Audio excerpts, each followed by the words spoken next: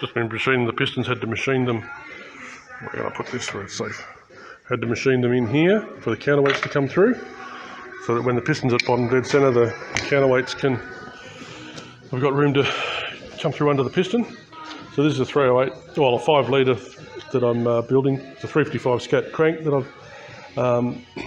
we replaced it with a new crank in an engine, and I've ended up with this one, so I just ground it and ground the big ends of the main bearings, main journals, so they're ground.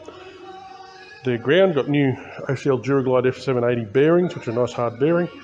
I'll do a few things like just detail the oil passages in the block the same way that you would just tidy up the ports in a head, just knock over any radius, any square drillings and whatnot. I'll put, there's 3 press-in plugs in the front of a Holden that I'm never really happy with, so I tap them out to 3/8 NT, and I put screw-in plugs there.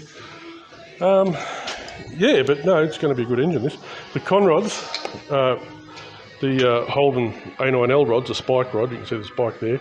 Normally they have a big counterweight, big balance pad on the top and bottom. What I do is I radius mill that off. It's a redundant metal, so it doesn't need to be there. So I radius that off, and that gets the weight right down. And they are Speed Pro Hypertectic 383 Holden, 355 Holden pistons. They're not a Chev piston. A lot of people use a 383 Chev piston in a 355 Holden, and it's kind of close enough, but it's not spot on. So no, these are the correct piston for the application. So yeah, we'll get this together tomorrow, and we'll see. And I'm going to sell this engine. So if anybody wants a 355 bottom end, there'll be one available.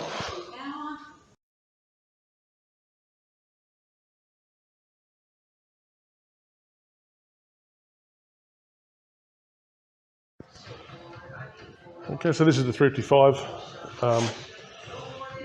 with all the parts installed. The crank and pistons are in, conrods and everything. I've used a rope seal here because sometimes on the scat crank the knurl on the back of the crank can be quite deep, so the neoprene insert or the rubber insert, you don't want that to leak through that. So I've used the rope seal, but I've installed it in a special way I've developed.